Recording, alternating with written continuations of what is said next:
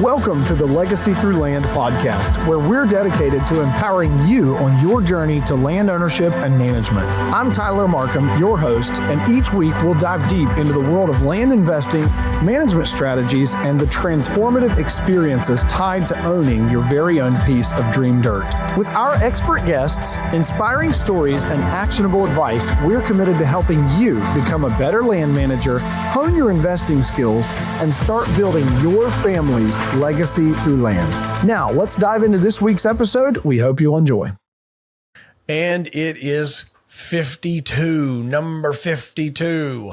Can you guys believe it? So, welcome back to the Legacy Through Land podcast. We did it. This is 1 year in. Cheryl texted me this morning and texted David and I, who obviously they all helped make this happen, and said, congrats. And, the congrats is more to them, I think, than me. Of course, I'm the one that gets on here and jabs, but really proud of our team that we've put out 52 episodes. That is just mind-boggling for me. If you've been on an episode, thank you. If you've listened to an episode, thank you. If you thought about listening to more episodes, thank you. If you've put up with my shenanigans, thank you. But anyways, all the thank yous that you can make up. Today's guest, man, it always gives it away in the title, so I don't even have to say anything.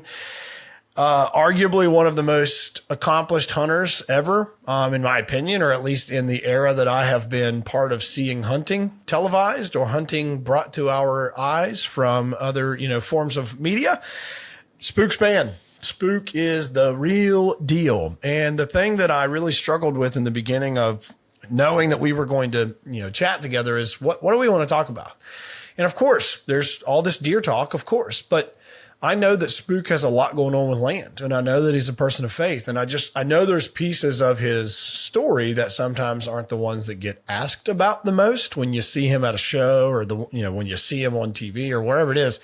Everyone wants to know about, the 230-inch deer in Kansas, or they want to know about all these other 200s or this or that. And I think all that's awesome. But what I also think is great is you've got to sometimes know the backstory of how people have created legacy for themselves, what they would attribute that to. And I think you need to know about who they call their savior. And so that's what we talk about today. So without further ado, Spook Spann. All right, Spook Spann. Thank you, sir, for being on the podcast with me today. Thanks for having me. It is most definitely my pleasure. When I was looking at my guest for this week, obviously there's a mountain of questions that come to mind. And for the listeners, I'm just telling you up front that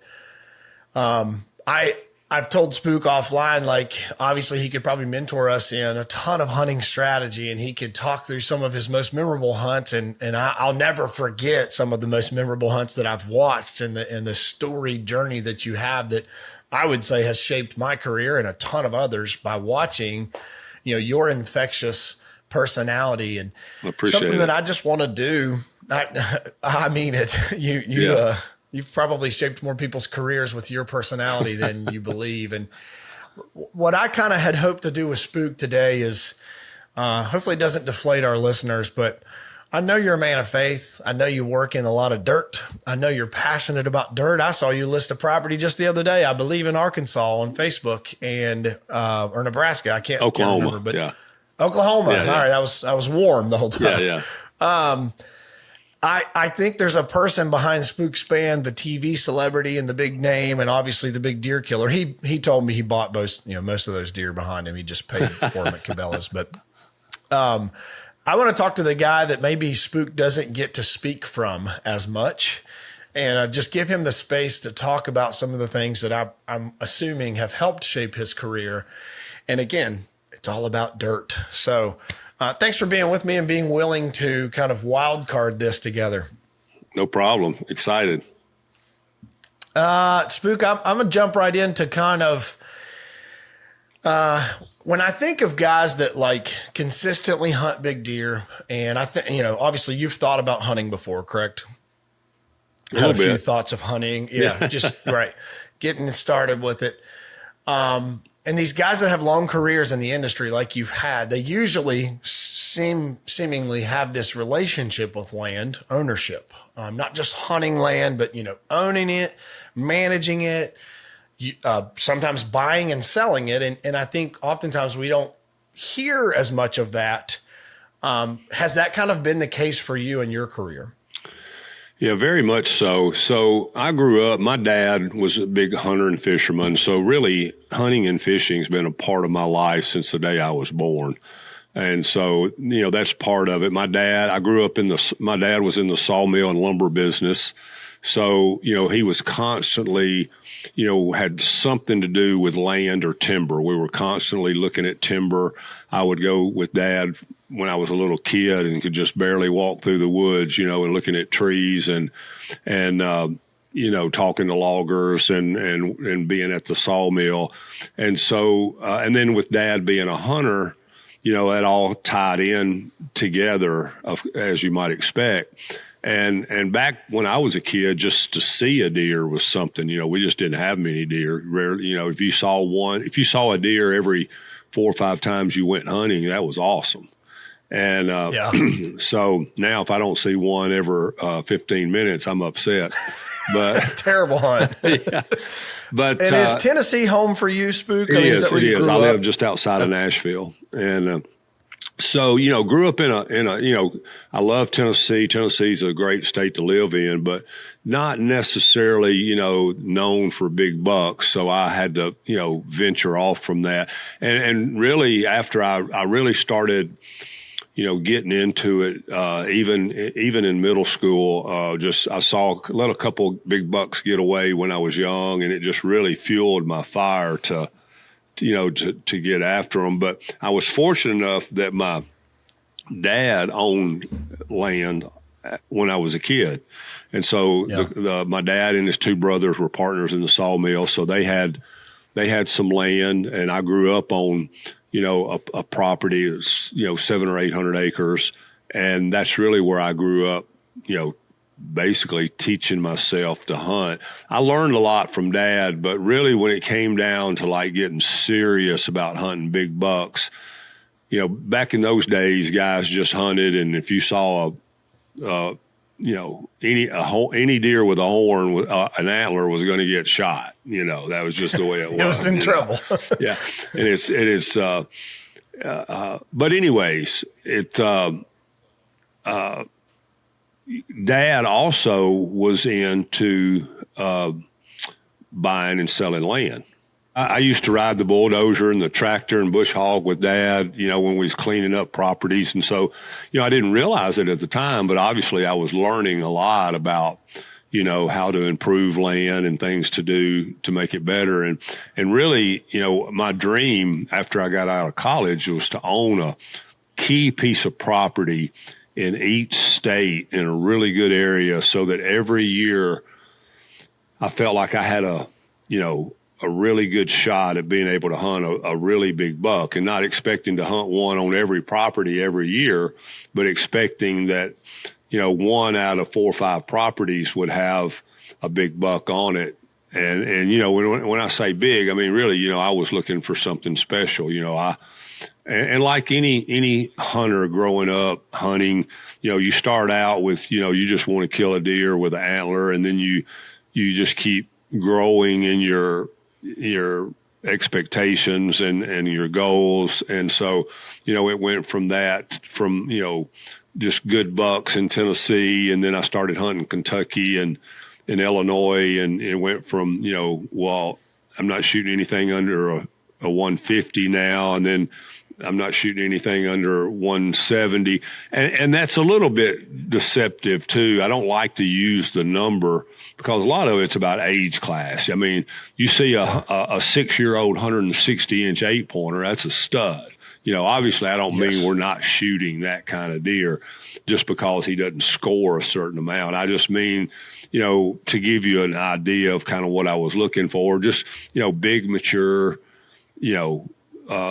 bucks. And then after killing the big buck in Kansas, then it just kind of went to a whole nother level of just looking for super bucks.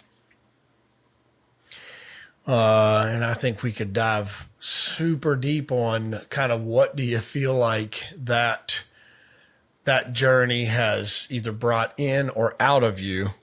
And if we get time, I'd really love to get into the inner psyche. I think when I think of guys eating up with deer hunting, like there's like 5 that come to mind. And then when I think of but there's this one guy, it's you. So it is definitely you. Thank you.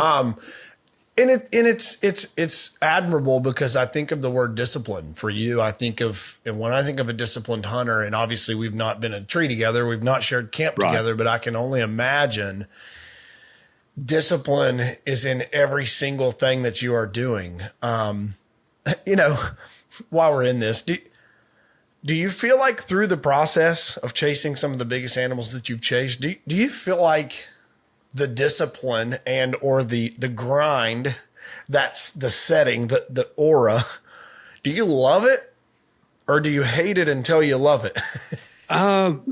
It's kind of like a mix of both. Obviously I love it, but it can get tiring at times, especially when you love your family so much and you don't want to be gone any more than necessary. And so you fight that battle. I do. I fight that battle a lot because I'm really trying to be super strategic in when I'm deciding to go hunt a particular deer. So I beat myself up over that a lot. And then a lot of times over I really beat myself over because a lot of times when I'm hunting a deer, I have, 2 to 4 spots. I really would like to be all in every spot at the same time, and then so I really beat myself up picking the right spot to be in. And so those are the things that I really, have like an inner body battle with when it comes to those things. And then, trying not to miss a birthday party to go hunting or the kids or, something like that. And then understanding this is just too epic of a day with the moon and the weather and the pre-rut or rut or whatever, that it's like, this is one of those days I'm going to have to miss, the party, I'm going to have to go hunting today. And then on the times when I choose to miss a hunt and then boom, there he is on camera and I just want to throw up. So, those are, some things I battle with, but land has always been a huge part of my life and my hunting career. And you go back to one of the things you mentioned before about freedom. Owning your own land just gives you so much freedom on what you can do, the way you can do it, the way you can manipulate the habitat, which is one of the things I really like to do is improve the habitat so that really hunting, the actually hunting of the deer can become secondary to preparation. And the preparation of the property, and I do that, I help a lot of people with that, and I have a consulting business. And, I had one buddy that really had just decided that, he was tired of hunting on public. He was tired of hunting on, permission property. And he got into a position in his life where he could afford to buy some land. And he's like, listen, I just want you to tell me everything that you would do if it was yours.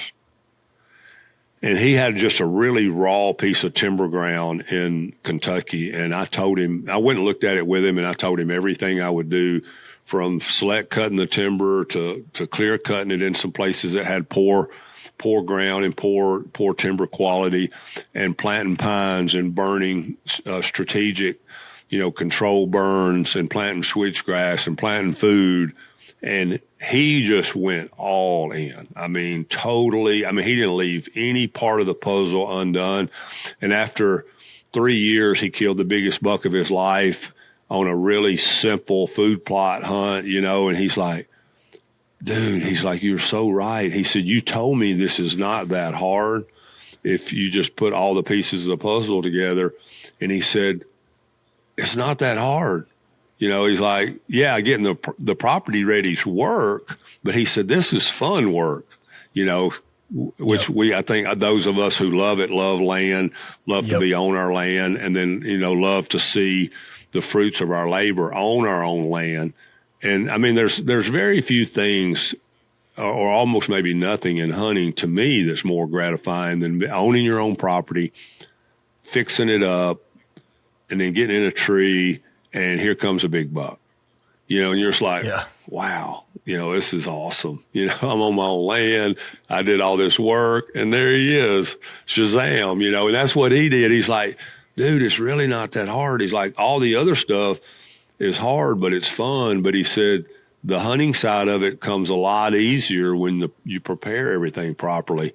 And a lot of people like to downplay that, and they want to think that, this way or that way is the ultimate way to hunt, and hunting on public or hunting on this. I'm just not that way. I hunted public. I grew up hunting on a lot of public land, Cheatham Wildlife Management Area, LBL, Fort Campbell. And I mean, hunting on public, just dealing with the animal is what it is. It's just, it's just hunting, but dealing with all the other people that are around you and that can mess you up and who, try to, that's the problem. And that's what takes the enjoyment out of hunting public for me. I've hunted public for mule deer, elk, a lot of different things. And it's just bears, moose, and it's just a pain in the rear having to deal with the other hunters. The animals, no problem. I have zero problem with that. It's just the other hunters. But that's why owning your own land, and even same way in waterfowl hunting. I mean, we waterfowl hunted, grew up waterfowl hunting on public ground. Such a pain in the rear having to deal with the other hunters, sky busting and shooting on purpose when you had birds working and things like that. And then we went and bought a piece of private ground in western Kentucky and did the same thing. We built levees, we drilled wells, we put in pits. We did the same thing with this ground that we would do with a piece of whitetail ground as far as preparation. And then it was just awesome. I mean, so much fun shooting, working ducks and geese, at close range and just beautiful settings. And a lot of people don't know this, but me and my dad ran a commercial goose and duck hunting club for 20 years, guiding hunters. And so with all that being said, just I think it's the happiest I've ever seen my dad going in on a farm that had never been waterfowl hunted, had never had a duck shot on it, and going in and putting levees and drilling a well and planting corn and flooding the corn, and all of a sudden it's full of ducks. He was so excited and so happy, and we did that several times on several different farms, just like we have with the deer. And so that's hard to beat when you come into personal satisfaction when it comes to a hunter and owning your own land. Amen. I mean, if you were to attest, Spook, in your hunting career, the opportunities, all the deer, the TV, all of it,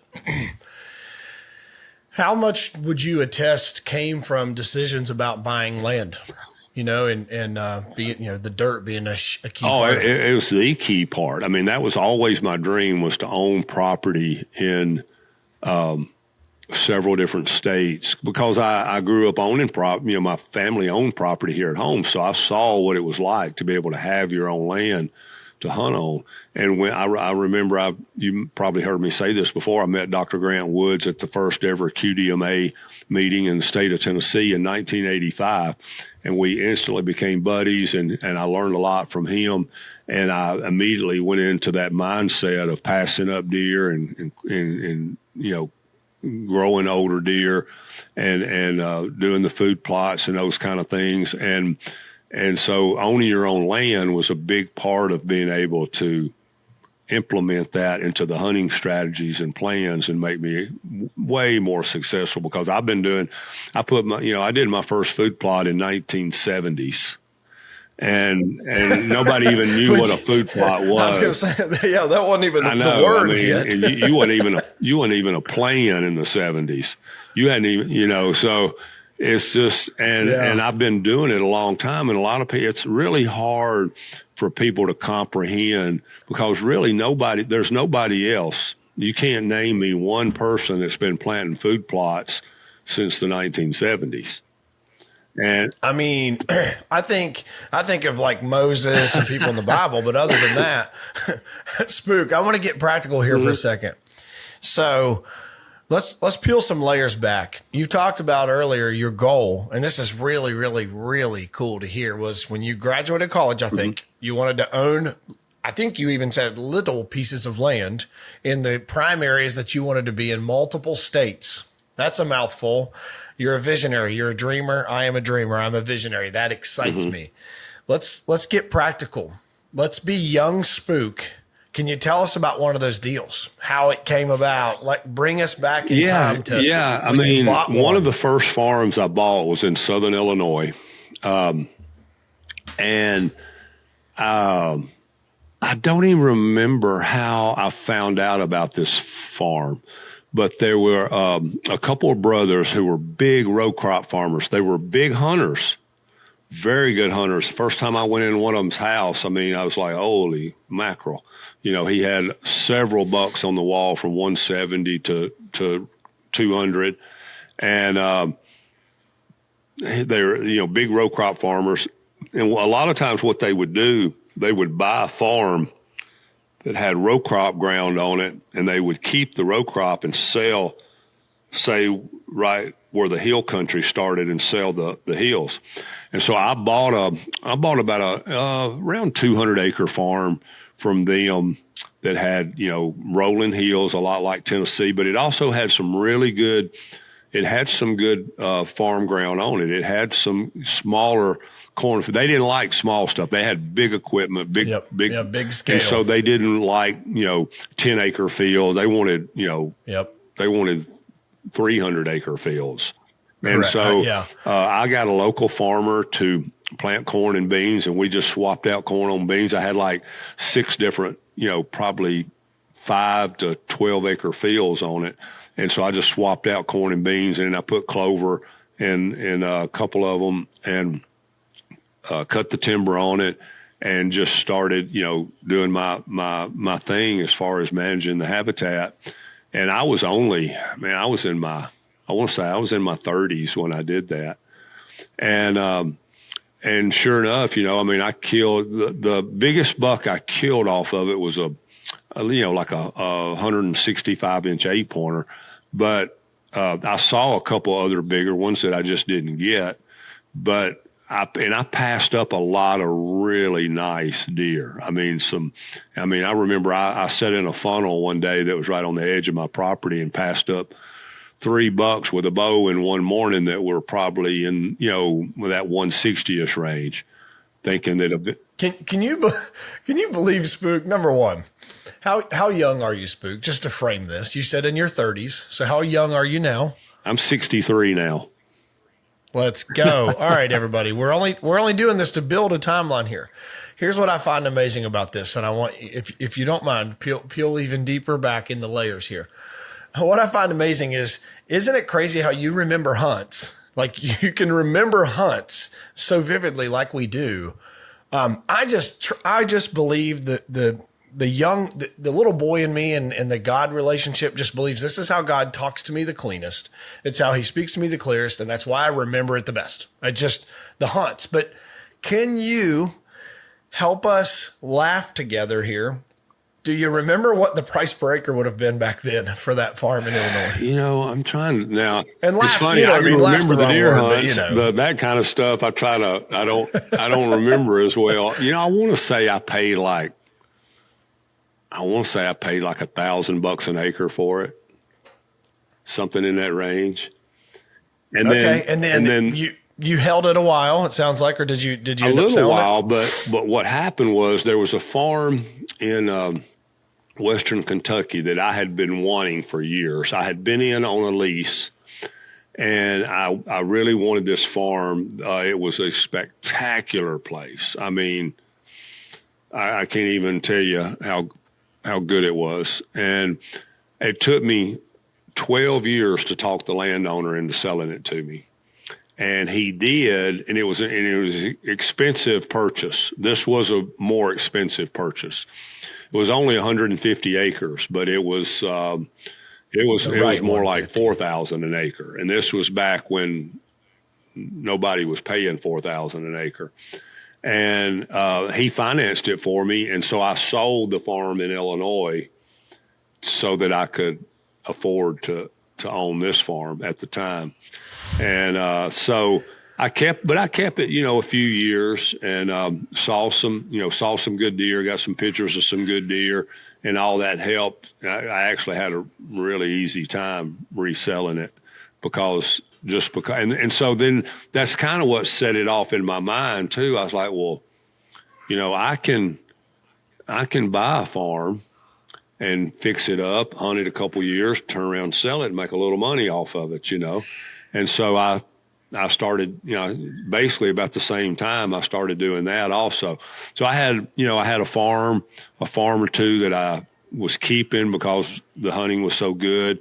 And then a farm or two that when I found something I really liked that had good potential, that still had good deer on it, I would buy it and then fix it up, and then eventually I'd hunt it some and then resell it. And so that all kind of started happening at the same time. Spook, let me tell you what I talked about last week on the podcast. Actually, 2 weeks ago, if my listeners that listen intimately, I'm sure they just picked up on what you just said. I talked about how to get into the land game, and I said, here's how it works. Nurture leads with landowners. Nurture them. It's not fast. It's not beautiful. It's not sexy. It takes time. Yeah. It takes intentionality. Okay. Here's what you just said. 12 years you nurtured a landowner's relationship. Yeah. And I'm sure you're like me. I actually enjoy it. I enjoy it doesn't feel like nurturing to me. I enjoy these relationships.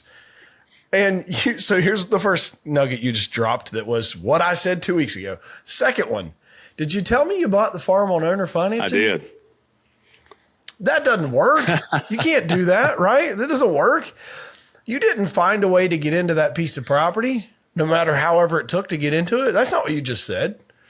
That's literally what I said 2 weeks ago. I cannot thank you for saying this. Regardless of what it is in your life, whether it's your marriage, your relationship with God, your attempt to purchase a piece of property, your attempt to kill a big deer, you have to get creative at times to make things work. And I've sent people Christmas cards. I've stopped and helped them get their cows up. Put the mailbox up. Bush hog farm. Can you promise the listeners we didn't talk about this offline? Correct. Okay. Absolutely not. Because everyone's going to be like, you paid Spook Absolutely to say not. That. I mean, I literally said I remember exactly being what you just we said. were at an auction one time, a land auction, and the place looked great, man. You could tell that they had prepared it for the auction, and there was an old man standing there that we knew. And I didn't know him very well. I don't think that I'd actually ever even met him, but he owned a great farm that was in a great place, and he had some good deer, and he never allowed any hunting. And he said, man, I wish I could get my farm looking like this. And I looked, and I said, well, Mr. Thomas, what do you need? He said, well, I'd just like to get my land bush hog twice a year just so it looked like this. I said, I'll do it. He looked at me and he said, I said, for the hunting rights, I'll do it. He said, deal. I mean, it took me 30 seconds to make a deal with a guy on a place that had never been hunted, never allowed. At an auction now, for another I was farm. fortunate enough, I had a tractor and I had a bush hog, and so I was able to make it work. But, so I understand everybody, but, it's pretty easy nowadays to go rent a tractor and a bush hog. That's what I was going to say. Or literally, you can do two favors here or get, you owe someone something and they owe you. Just pick up the brush hog or rent one. You can rent a skid steer and a brush hog even. Did it a month ago and put in some seat time. And another example I'll give, there was an old gentleman that was a retired attorney. He owned a really nice farm, covered up with turkeys. I mean, just sick with turkeys. And, me and my brother-in-law went and asked him to hunt one day, and he's like, yeah, he was kind of negative, kind of a little grumpy about it all, not being, not a very fun conversation. He said, everybody wants to hunt, but nobody wants to do anything. And so, Mr. JB, what would you like? What do you need? He said, well, I need some help hauling hay. He said, everybody wants to come hunt. Said, when it comes time to haul hay, said, you can't find anybody. I said, well, we'll haul you hay for you for exclusive turkey hunt rights. Nobody else can hunt but us. And he looked at us funny. He said, you'll pick my hay up? I said, yes, sir. He said, deal. And we had 20 years of most phenomenal turkey hunting on his place. Yeah, it was a pain in the rear to go pick up hay once or twice a summer. But it was worth it. And so those are just a couple examples of out of the box things you just have to do sometimes if you really, but it's just a matter of, like the guy with the 12-year deal, I would just see him. I was in on the lease for the property with some other guys. So I did see him fairly often. So I'd always put my plan. I said, please promise me you won't sell this without telling me first and giving me an opportunity. He said, oh, yeah, I'll tell you. And then it got to be funny because then when I'd go out to talk to him, he'd say, I know, I'll let you know. And so finally, I'm the exact same way. They're like, no, hey, you don't have to tell me. I promise. But I would I always try to find other things that, I listen and pay attention and hear something that person likes to talk about also. It could be golf. It could be sports. It could be farming. It could, and then you get in a conversation with them about it, and then they loosen up, and the next thing you know, you kind of, have become friends with them, and so then it all makes it easier and easier, and that's what happened with this guy, and then of course the farm that I killed the 230 buck on in Kansas, everybody said, "Oh, you'll never lease that place.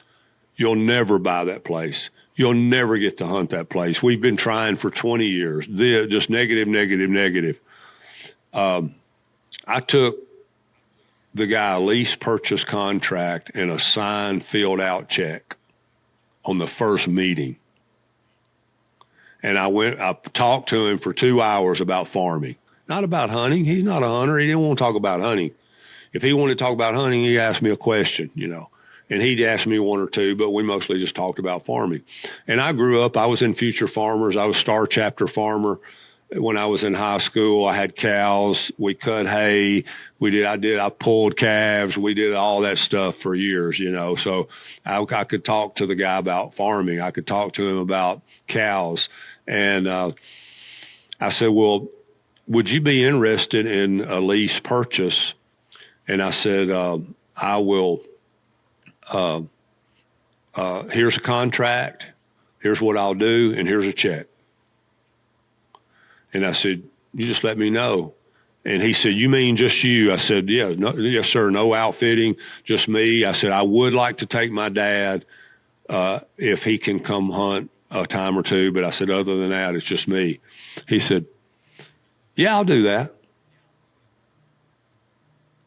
This is a guy that nobody, he'd been approached. And you said 2 hours. It took me two hours. He's finally said, well, I need to talk to my wife about it. My brother-in-law hunts a little bit and blah, blah, blah. And I said, well, I understand. I said, that's fine. It took me 2 hours. And so, it's just a lot about your approach and your consistency.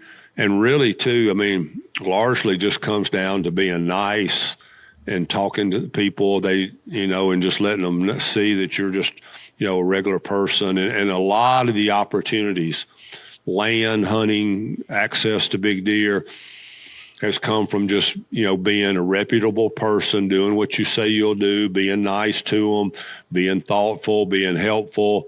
And you get opportunities to buy land, to hunt big deer. And that's just goes hand in hand with it. Amen.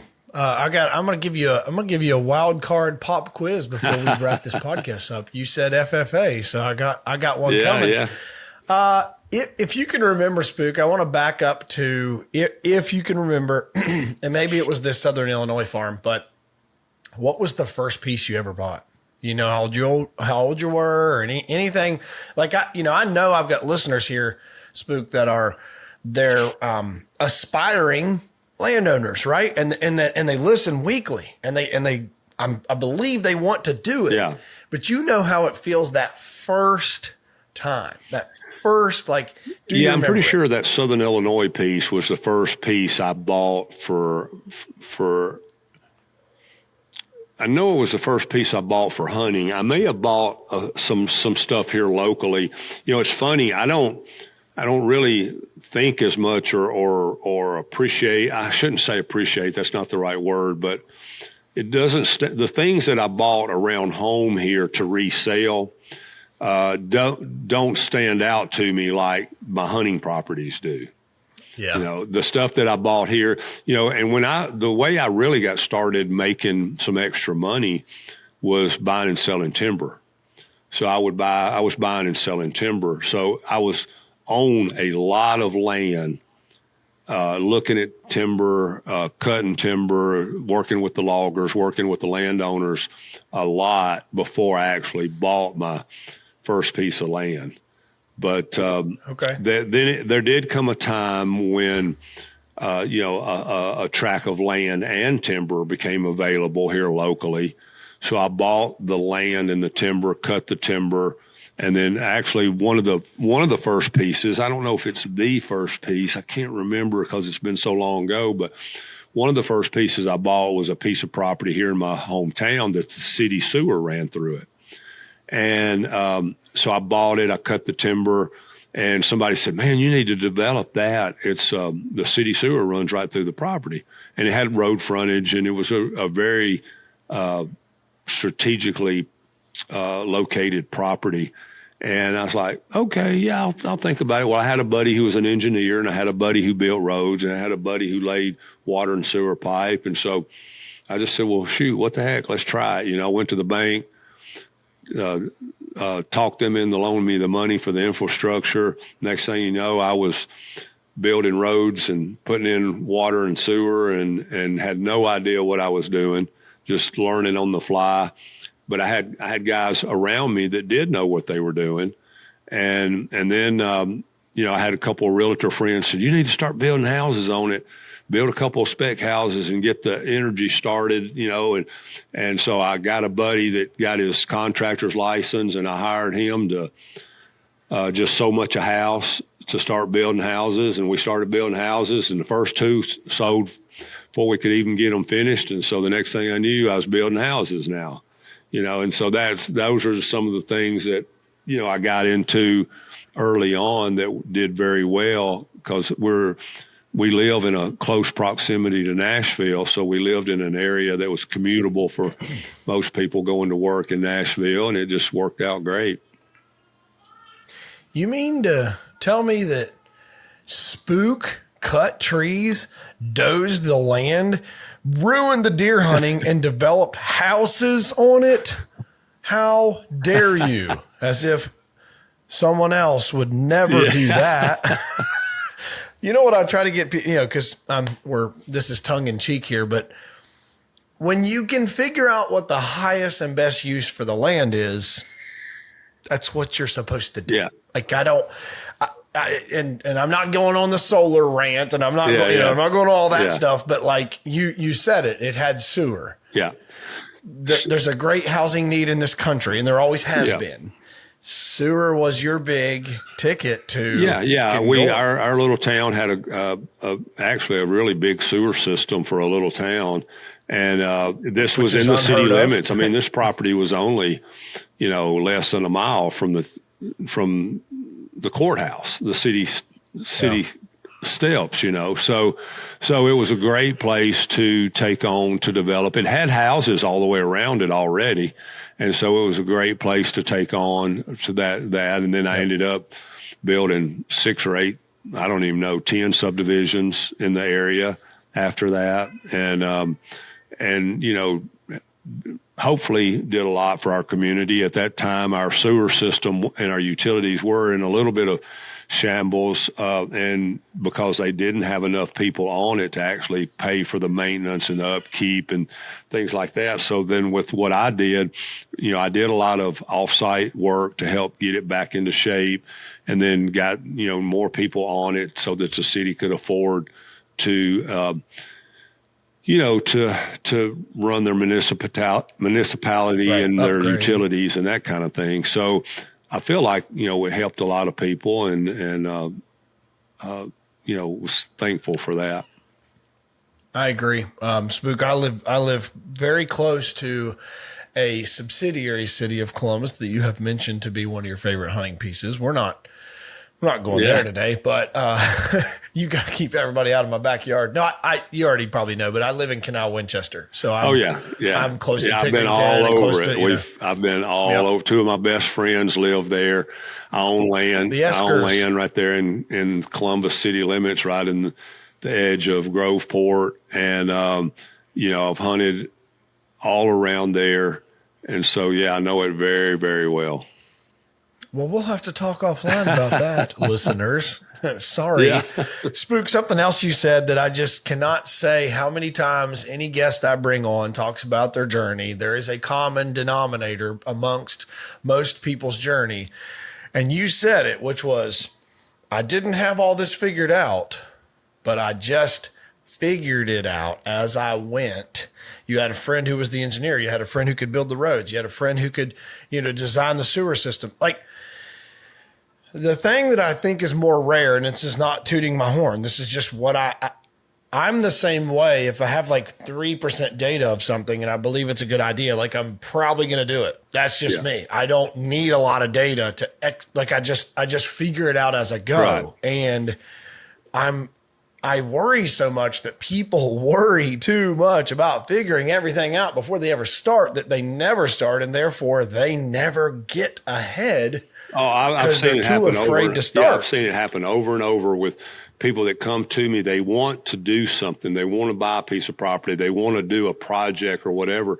But by the time they go through all their analogies and they've talked themselves out of it, and they basically really never, ever do anything. And I've always been a go for it kind of person. It's whether it's playing ball or, you're going to miss every shot you don't take. So, I'm not, whether it's playing ball or, whatever it is, chasing deer, going after property, you're going to miss 100% of the chances that you don't take. And so you just try to, 100%. You try to analyze it and use your, common sense and just, really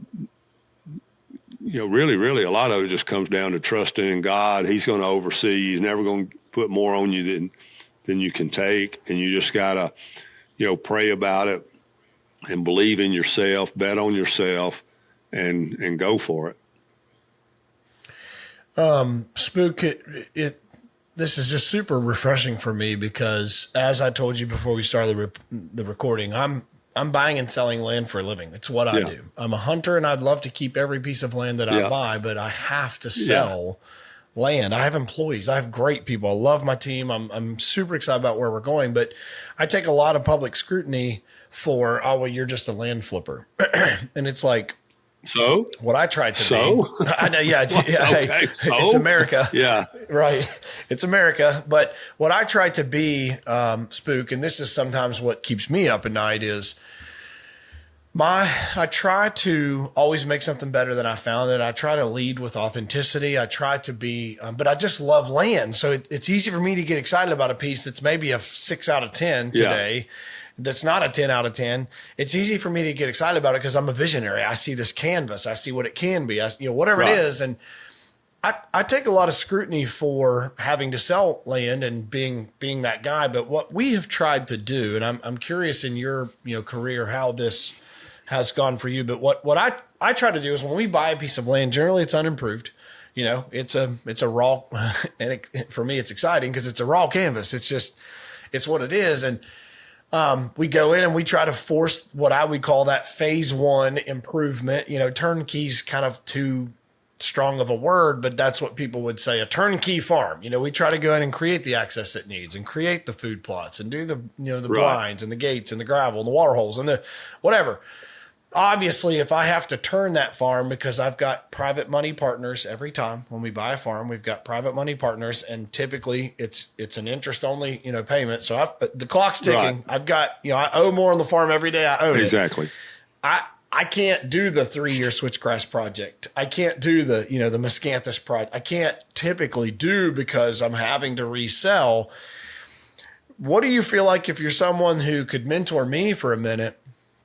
What have you been able to do in your land sales that is something you might suggest I consider, or even a listener to, I guess, maybe take the heat off of me of, like you said, land flippers. It literally is what it is. But what do you think has been something that has helped you kind of bridge the gap between I'm just going to buy and resell a piece of land, like you said you did locally? The main thing I would say is ignore them. I mean, you can't, it doesn't matter what we do. If we're doing anything over and above how most people live their lives, taking risk, working hard, there's going to be people who are going to say things about you negatively. It doesn't matter. Yeah. It does not matter. And so just, you have to, and the younger you are, the harder it is. The older you get, the easier it will become. And I hope just me saying this will make it super easier for you right now. You can't pay attention to them. You know, if your friendship with somebody revolves around you know, trying to lower yourself in some way, then they're not a real friend. And, you know, go where you're celebrated, not where you're tolerated. And, you know, your real friends are going to like you and love you and relish your friendship regardless of what you're doing. So, you know, if they want to, you know, call you a land flipper, well, okay, I'll see you when I get back from Kansas, you know, but and guess who they ask to cut, you know, every fall, guess who they ask if there's any land available. Yeah. So, you know, regardless of what it is, you just kind of got to look past that, you know. And on the land side, there you go. You said it yourself. You try to sell a land that's better, a piece of property that's better than it was when you bought it. And if you're making, and if we sell it as is, I'm selling it as is. And you know, okay, I'm a land flipper, but I'm making somebody else's land dream come true. And I'm intimidating, heavy lifting. That person who's looking for a piece of property, maybe the only piece of property that person ever buys in their life. And I just improved it to a point and exposed it to a point where he could have that person or that couple or that family would have something that they can enjoy for the rest of their life. So I feel good about what I've done in my position, and you know, so be it. So the biggest thing is you can't let the haters and the naysayers get to you, because the more successful you become, the worse that's going to get. Yeah, I forget who said this on a podcast a while back, but I heard a guy say, I never take criticism from anyone that I wouldn't take advice from.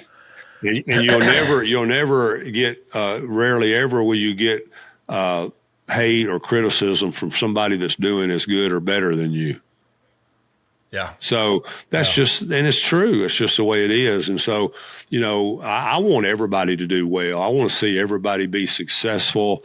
I want to see everybody be the best they can be, because, hey, I may want to sell you a piece of land someday, or I may want to go hunting with you someday, or you may can help me with something someday, you know, and being negative about other people's success and position is just so, I just can't imagine having that personality. Is so tiring, you know, concerning myself with your success so much that I have to, I feel the need to comment about it negatively, I mean, I want to learn, regardless of who you are, if you're being successful in some category, hey man, I want to hear what you're doing, how you're doing it, where you're doing it. And so that maybe I'll have the opportunity to do that too. It could be a tip on killing a big deer. It could be, a tip on, owning land or improving my property or whatever, building a house or some, whatever it is. And especially, I mean, hey, just, the day we stop taking advice and tips on how to have a better relationship with God, then, we're in trouble. We're stagnant. Yep, for sure. Spook, there's something that you you mentioned earlier that I would just love to dive into. It's this timing is just so unique that all the things that I talked about on a podcast of just, hey, this is how to get into the game. And I'm supposed to speak at this real estate meetup tonight. And the topic that I'm going to speak about is how to get into real estate with little to no credit. And let's even say little to no money, because so many people think it can't be done. And let's go back to this Western Kentucky deal that you did. I want to kind of close a loop on that before we head in another direction. You said 12-year nurturing, you leased the farm. It became almost a joke of, hey, I'll get with you when I'm ready to sell. Could you walk us through when he was ready to sell, how that worked, and then also how did you get to an owner financing component of that deal? Yeah. So when he finally mentioned, I actually think he called me one day and he said, I've gotten to a point, I'm kind of going to retire and I think I'm ready to sell the farm. And, of course I had spoken to him enough to catch, I knew that he was that he was, didn't necessarily need all the money at one time. I just gathered that based on the conversations we had and things he had talked about with just his life and other things that he owned and things. So I kind of got a feeling that, and a lot of people don't like to get all their money at one time and avoid some of the tax consequences and things like that. So, so we're talking about it and we're trying to, I'm kind of listening to, where I think he's going to be on price. And I said, I asked him, I said, I just asked him, I said, would you have an interest in some, maybe some short-term owner financing? And he immediately was like, yeah, I mean, that's definitely something I would entertain. He said, most of the time when I ask that, almost every time when I ask that, most of them say, I don't want to go over this many years or that many years. Most of the time it's like 5 years. They don't want to go over. Usually it's somewhere between 3 and 7 years is what they don't want to go over. So a lot of times older people think that 10 years just sounds too far out, and so they're usually in that 3 to 7 year mode. And so we actually had a very easy negotiation. Most of the time, owner financing, the person's, they understand interest rates and they are willing to offer a fairly low interest rate compared to what you could go to the bank, but it's better than they're getting on a CD. So, you're usually in that 5, 6, 7% interest rate. That's what it used to be back in the day. Sometimes nowadays you can do a little bit better with somebody just because we saw some of those, 3 and 4% interest rates years ago. And so, but most of the time you're going to be in that 5 to 8 range. And, and we just made it work. And so he thank goodness he was very open and acceptable to it from the beginning. But the only way you're going to know is to ask. And so you just have to ask. And if they don't have an interest and they say, well, no, I really need to do it, and here, here's the reason why, then if you can make it work, you make it work. And if you can't, you can't. Yep. What I have found as well, Spook, is usually if I can get someone interested in owner financing, the asking price that they're asking for the farm is much more palatable for me to just come to, because I tell them that openly. I can afford to pay you more if you're willing to carry some debt with me, because I can afford to pay you more than the bank. And I'll tell them, if I use a private money lender or a partner, it's going to be more interest than I'm paying you. So I can't afford to pay as much. Right. And that kind of works hand in hand. I've always heard one of my real estate mentors say, it's either their price. If it's their price, it's on your terms, or, if it's on their terms, then it's your price. And so it's back and forth there. Of, you had said earlier, it was a higher price per acre. It was let's call it a retail price per acre in that area, or maybe even over. But because you got that owner financing component, it made that leap, I'm sure, for you a lot more. Exactly. simple. Exactly.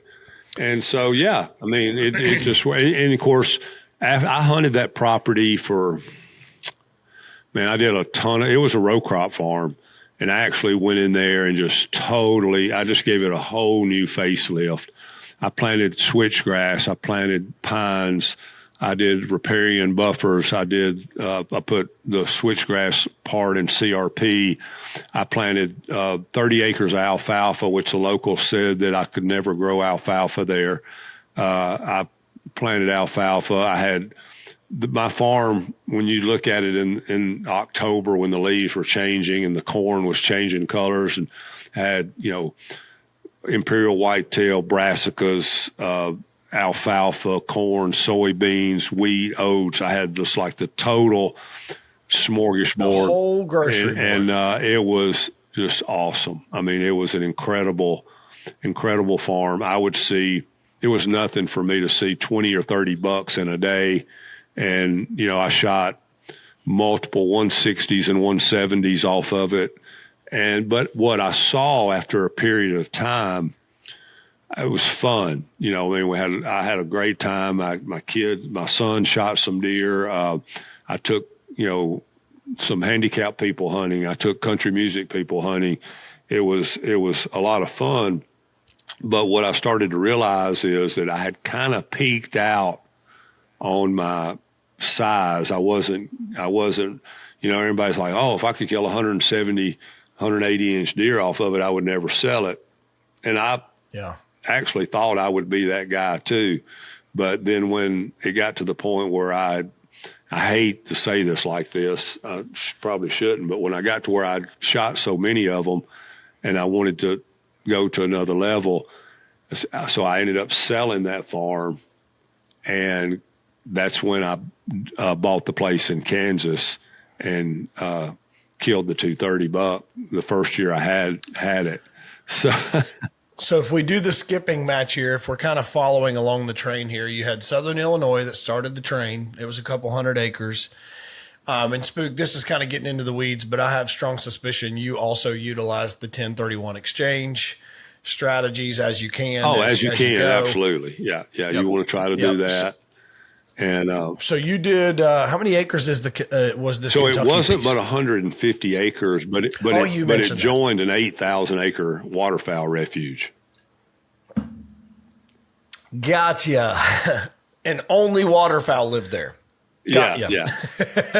There was a time when so I'm just going to go ahead and throw it out there. I mean, it was in Ballard County, Kentucky. The people that knew about it back then, it was phenomenal. I mean, the deer hunting was unbelievable. I could sit here. Kentucky, correct me, has been a bait state and a $1 state that whole time. I mean, it's been a bait state for years and years. Correct. Now, in the beginning, years and years ago, when we first started hunting, it was $2 state. I remember hearing that. And you could feed, but I actually didn't. I mean, I had, like I told you, I had all that stuff, else, and I would go out there the week before. Week before I was going to start hunting, and bush hog a couple acres of corn right next to the alfalfa. I didn't have to. Mm-hmm. I didn't have to feed. Mm-hmm. That's my favorite piece of corn ever. It is just brush hogging corn. I mean, it's so much more of a natural process for the deer. That's it. That they just don't even acknowledge. Their antennas are down. Their so much more relaxed. And I saw more chasing and grunting and breeding and scrape making and rubs and I mean, just all the things that deer do in the wild naturally. I saw it every day. You know, it was. Well, what do you say to the naysayer that say, but that is baiting, Spook? That is baiting. You're mowing corn. That's baiting. Well, I'll give you the prime example of what I saw. The first time I ever met Michael Waddell was in Nashville, and he was speaking at a Tennessee Turkey and Deer Expo. And this is this is when Michael's really just getting started.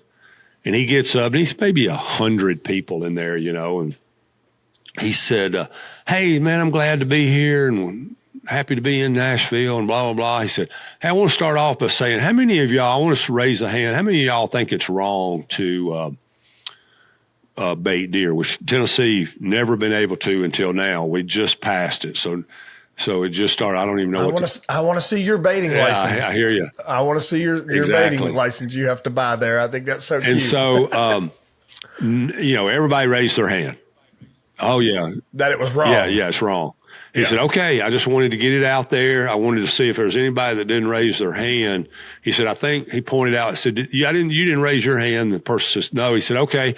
He said, so I was going to give away a free hunt with me in Texas this year, but we're going to be hunting over bait there. And said, so if you all think it's wrong, this one person, you're the winner. You're the one that's going to get to go to Texas with me. And they're all like, and he's like, yeah. He's like, it's all different now. He said, now you're all about it. And that's the way people are. Mm-hmm. If they can't do it, they think it's wrong. But then all of a sudden, when it becomes legal or okay, or they're in a state where they can, they're okay with it. So, you know, that's kind of, I think that there's a big misconception and not that this is what we want to get into at all, but I'll just hit it right quick. Oh, we've been beating a dead horse over here. Spook. I'm in the Buckeye State here. We've been beating this bait thing hard. Yeah, it's crazy. I mean, some people, the people that don't know any different or know any better think that, a deer just comes up and stands in a corn pile for an hour. And that's not the case. I wish they did. Absolutely. I'd have a lot more big deer. And they just don't. I mean, they're going to make an occasional visit. They're going to come by and get a few bites, sometimes maybe. And I mean, they're going to have does and little bucks eat out of it more. But the big ones are they know it's not natural. They're wary of it. And they just don't come to it like people think they do. And we've gone here, Spook. So I want to ask you what you think. You love Ohio, and I didn't mean to cut you off. You love Ohio. I know you've spoken super highly of it. Please don't anymore, by the way. What is your stance on if Ohio would consider outlawing baiting here or go to like an Iowa model where it's just supplemental feed but no food throughout the season? What would be your stance on that? I disagree with it. I mean, Ohio is a tough state to hunt. It's just regardless of what the situation is, and I could sit here and talk to you for hours about examples I could give on how hard it is. But you disagree with outlawing baiting? Yes, I disagree with outlawing. Two of the biggest bucks that I've ever killed, I mean, super giants, were in Ohio, which Ohio has, some of the best genetics in North America. And everybody, they already know. I mean, actually, no, it's all good. I'm selling land here. Come on. They already know. Everybody already knows. There's no secret anymore. But I'm telling you right now, they're hard to hunt. And both the giants that I killed, I had feed out strategically too. I don't just put my feed out in a pile. I place it in a lot of different places. And basically what I try to do is create a mini food plot. Yep. And I want as many deer, I want them spread out. I want to create a community atmosphere where that buck feels comfortable with coming in, just over here to the side and not having to go up and run the does and fawns and little bucks off. He can just ease in, get him a bite or two and move on. But both of the ones that I killed, the giants that I killed there, they would not come in. They followed a doe in. They stood there and watched her at 40, 50, 60 yards, would not come in and eat. Finally, on one of them, the doe moved off, and when he came by, he was 35 yards. He never did come into the corn, but he was close enough for the shot. So he didn't even come into the corn. And then the other one, he wasn't going to come in. He was standing back in a honeysuckle patch about 45 yards away, and I couldn't get a shot. He was just watching her. But I had done a couple mock scrapes, and I had two smaller bucks come in, and they were just wearing it out. And one buck come in, and he was, kind of walking towards the doe. And when he did, the big one got mad. He laid his ears back, his eyes rolled back in his head, and he stiff-legged it up in there. And so I got the shot, but he never did come in. Got himself zipped. Yeah. And so, it's just not what people think it is. But I just believe that in today's world where we are, struggling at times to keep the hunting life intact and with our kids and stuff. I mean, I just think there's things that are helpful to help create a better, more fun experience for them. And being able to feed does give you more activity in your spot, and you can see deer. And I think it makes it more enjoyable for them. And whether you're, really truthfully, you're giving people more opportunity to be successful, because I don't like saying it like this, but a lot of people have said it. It's that, being able to feed is basically a poor man's food plot, because almost everybody can afford to pour out a bag or two of corn and have a food plot. Whereas if you're not, and you're relying on having to be able to plant yourself and have the land or the access and the equipment and all the time and money and expense that goes into actually having food plots, there's not, as many people that can do that. And so being able to feed allows, everybody a little bit more even playing field. It actually would be better for me personally if you couldn't, because I'm going to have food plots and all bush hog corn and all the things that you can do. And so if nobody else can feed, then it makes it easier for me. But I just think for hunting in general, I think it's good for, to make it more enjoyable for more people. I'll have to bring you back on, Spook. I don't want to derail us from what I know we're still going to be able to talk through. I'd be interested in having kind of a longer conversation on that, because I tend to agree with everything you're saying. I do. What my worry for Ohio specifically is that I think a lot of people would express the same sentiment, that we're at an all-time low access level for land, and now with cellular cameras and the baiting and, for Ohio, we have no non-resident limit. And by the way, everybody that's like, hey, you're talking about non-residents and quit. I was a non-resident. Let me differentiate what I'm talking about, because there's the difference in non-resident landowners and just non-residents. I would argue non-resident landowners are some of your best wildlife managers in the state, because they don't buy land out of the state that they don't live in to just go and wing it. They are, like Spook says, they are putting in plots. They are adding habitat improvement. I think the non-resident landowners in every state, I will argue they're the best land managers in the state, or equal to some of those top land managers. There's a difference in just a non-resident who just, to me, leases a property, puts 10 cellular cameras on it, three bait piles and comes and shoots a buck in Ohio. They're not shooting a doe. They're not coming here to shoot a doe. They're just coming here to shoot a buck and they leave.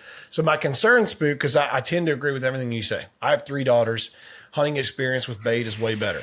And I think this is the deeper topic into hunting is like, it is very evident to me that we're at an all-time low access level for land. And people argue it's because you can bait, you can buy leases, and as a non-resident, you can get a tag, you can come here. We want as many, Ohio DNR seems to openly say we want as many people to come here and shoot deer as we can get. So whatever we can do to make that happen, that's what we can do. And my worry is for deer like behind you, my worry is for those deer in Ohio, like how do they continue to get there if we make it that way? So this is, a deeper topic that I think, I think that's where provide really good input. There's no perfect. So first of all, it's just like with life. There's no perfect scenario. Regardless of what you do, there's going to be people that don't like it. Or don't like, and they're going to make excuses for why their mentality is better than the way it is. So we understand that. My thing, and we're just talking about Ohio. Ohio is not an easy state to hunt, regardless of. Thank you. Yeah, it is not an easy state to hunt. It gets hunted pretty hard as a general rule overall. And a lot of that's because of Pennsylvania, because Pennsylvania is on another level when it comes to being difficult to hunt. And so you got a lot of PA guys coming over to Ohio because it's close. And I understand that too, because it's, PAs. I've done the same thing. I mean, I'm a non-resident in all the states I go to hunt. So I'm the same way. And so Ohio, year after year after year after year, just continually spits out giant bucks every year. And so I don't see that there's been, much of a negative effect. Yeah, if I was a resident of Ohio, and I had guys from out of state hunting neighboring properties and whacking deer, it would, I would be disappointed in the way that what's going down. But I just think that regardless of whether you're in a bait state or not, if you can bait, I still think that your attention to detail, your attention as a hunter, a woodsman, doing things the right way, being able to bait doesn't negate those qualities. You still have to be a good strategic hunter. And I know guys that's had a big deer that I was hunting in Ohio coming to their bait, clockwork in daylight. And they couldn't get him killed. And they never did kill him. Another neighbor killed him that was known as being a good hunter and had already killed 4 200s. And his son killed him. 15-year-old son killed him because his dad was a good hunter and strategic and did it the right way. Now, what killed me is I was on the deer, so close 2 or 3 times. And we had this was been about 4 years ago, and it had a big rain right around New Year's. And ATA show was I want to say around the first week of January. And the bottom that I was hunting in, where I had some standing beans, I had a food plot, and I was feeding apples and pumpkins and corn. It flooded. My cameras flooded, my blind flooded, everything flooded, and the kid killed him up on the hill, about 500 yards above me, during that time when the bottom was flooded. And so, hey, it's just just, Mother Nature got in the way, and I can't control that. Everything that I could control was awesome. And I was, within, I got into one of those situations one day when I was struggling on deciding which stand to go to. And the guy that was kind of helping me run cameras and everything, he's like, "Oh man, I think you need to go to this stand." I had full intentions of going to the ground blind. And I let him talk me into going to a big ladder stand that I had up in a really good, like a little funnel. And he's like, "Oh, I think, it's clear. I think today's because we had a lot of cameras out, so we were getting pictures at different times in different places and kind of strategizing on position based on pictures." And I was like, "Man, I don't know." I said, "I think that food plot." He's like, and I let him talk me into going. Of course, you know what happened? I'm sitting there, in about 30 minutes before dark, I get a cell cam pic, and he's in front of the ground blind. Mm-hmm. So I just picked the wrong stand that evening. But yeah, I mean, so I just think that back to it all comes down. I still believe that it all comes down to being a strategic, good hunter, regardless of, being able to bait or not being able to bait. And so I don't mind it. I like the law from a standpoint of just creating opportunity. I like being able to feed and enjoy, getting the pictures, seeing what I've got. I think that you can, be a better steward of your herd and decide which bucks you don't want to shoot. Like in Illinois, it's very hard to get good pictures because you can't feed or you can't put out mineral or anything, so it's hard to get pictures, hard to know what you've got all the time. And, it's when the more pictures you have of what you have on your property, the easier it is to decide, I'm going to pass up this 4-year-old and this 3-year-old and this one because I've got a 5 or 6-year-old. This is the one I'm after, and it's, him or bust. Or you've got a 5 or 6-year-old management buck that you need to get out, and what he looks like, and you can make a quick decision on him. And so I just think there's a lot of pluses to it. We're not going to ever make everybody happy. Whichever way it is, there's going to be people that don't like it. I know that for my Columbus and my city hunter buddies, they'd quit hunting if you couldn't feed, because that's the only way they can hunt those small properties around Columbus and Pickerington and different places like that, is because they can feed. So they've got 80 properties that they feed on, and so they, Yep.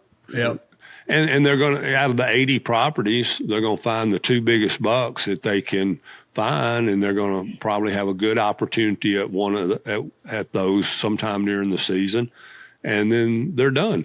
And so they keep feeding the other properties to to keep the deer in there, and then they'll hopefully they'll have some big ones the next year to hunt. Spook, this is a total wild card, but I'll send you a link if you haven't already seen this. I had Mike Yoder on the podcast a while back, and he's drone deer recovery, and he's kind of built a pretty big brand. He sells drones for deer recovery, and he's really been intentional with his marketing. Great guy. Mm-hmm. And kind of as a joke, we talked about the idea that you could potentially deliver corn from a drone seeder to your spots, and it started as a joke, and then kind of come to find out he could do this. That'd be awesome. Done it. Yeah. It's happening right now. He can drop 250 pounds at a time. Wow. That's awesome. So everyone can say what they want, but when you talk about feeding and Spook, you know how much of a commitment feeding is. I complain on my podcast. Last year, I fed 1,500 bushels of corn in Ohio, which is 83,000 pounds of corn across 10 counties, because I'm selling land. And like you just said, I've got cell cameras on all this land. And what's the first thing? What is the first thing that people ask when I put out a property listing? What's the first thing? Yeah. What bucks do you have? Yeah. Yeah. And it's like, oh my gosh, is this all we care about right now? Let alone, never mind Spook, the canvas of this farm is amazing. Yeah. But you want to know if there's a 170 there right now. And so that's where my kind of exhaustedness of it is like, we're only after that, we only measure land now with antlers, and it's just like, I think we're missing it. I think we're missing it. But back to Mike, you really should consider this. I don't know how much property you have that you can continue to bait. Yeah. Think of how much easier it is to bait a farm if you can take a trailer with bags of corn and a drone and right in the driveway, fly it to 4 bait sites, drop it. You never even went there. Well, the best thing about it is, especially during season, you're not disturbing your area the same. Yep. And so that's what I really like about it, is that you could do that without even. And some of my most like when I had my property in Kansas, I had a big CRP field. And I would go fill I would go to the local granary with a 3,000 pound grain cart trailer, and I would have them fill it up. And then I would go open up the chute about halfway and go jump in my truck and just drive around. And I created a food plot in the CRP. And that's part of, I consider that very strategic baiting, is the fact that you get a lot of does and younger bucks come in there feeding, and that buck can come in. He feels safer. He's not coming up to a pile where he feels like he's being sucked into a little, coarse spot. Yeah, he feels trapped. And then, and of course, that's like, well, how do you monitor that? Well, I put up 4 cameras instead of 1. Right. And then you go to a stand and watch it instead of killing that night. Exactly. Or whatever. And so that's what I would do. And it just but being able to drop it off with a drone and not even having to go into the spot. Now, granted, I do think that most spots you can go into in the middle of the day and have minimal disturbance, but still not, with cell cameras, and then being able to do that and not have to go in there at all is pretty awesome. And I just think of even like late season here in Ohio, it can get really sloppy, and a lot of my farms are in the southern area. It's hilly. It's West Virginia, Ohio ground. Yeah. That's what I call it. If I don't have to take a side-by-side up a cliff to get food up on a ridge, that I can just take the drone up, over, and drop it. I mean, I just, I think the flip side of the argument, and we'll jump to another topic here. We've got enough hotly contested reels here out of this so far, but we'll jump to another topic. But the flip side of the argument is like, there was a guy that posted a comment on one of my reels, and I tend to agree with him. It's funny. He said, just the amount of things guys will do just to avoid becoming a better hunter. And it's just like, we'll throw corn out of a drone just to avoid becoming a better hunter and figuring out how to read deer sign. You know what I mean? You get that guy like, oh, well, just learn how to read the sign. And but cool, a lot of it, a lot of people try to this better hunter thing. And I mean, I feel like that I've been doing it long enough, and I've been successful long enough in enough places in every category. I've killed mature deer on public land, private land, my own land, lease land, hunting with outfitters. Every scenario you can name, I've been able to pull it together, and almost every time, regardless, it's coming down to a strategy that you're going to have to implement for that particular situation, that particular deer, that particular time of the season, that particular weather, everything is a decision based on what the surroundings are. Yep. what I think that people are missing out on when they talk about better hunter, it just so many people are so restricted in their time and what they can afford and and they only can do what they can do. If we want people to be good people, we want a guy to be a good family man. We want him to be a Christian. We want him to help his community and help people in the church and be a good father and a good grandfather or mother. And please don't think that I'm ever leaving females out. We love it when females are in, but you know what I mean. And then we turn around and want you to be the ultimate hunter by not giving me any advantage whatsoever, but yet you want me to be this person over here all the time. It's just, sometimes we need a little, sometimes, you know what?